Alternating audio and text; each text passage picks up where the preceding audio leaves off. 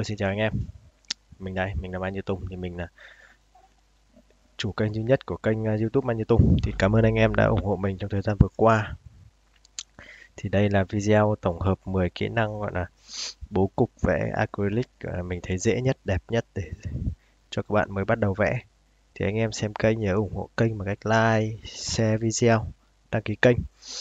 Nếu thấy quảng cáo hãy kích vào quảng cáo hộ mình. Đấy là một phần gọi là ủng hộ mình, một phần tiền ủng hộ nho nhỏ cho mình để mình tiếp tục có động lực làm video nhiều hơn. Cảm ơn anh em rất là nhiều.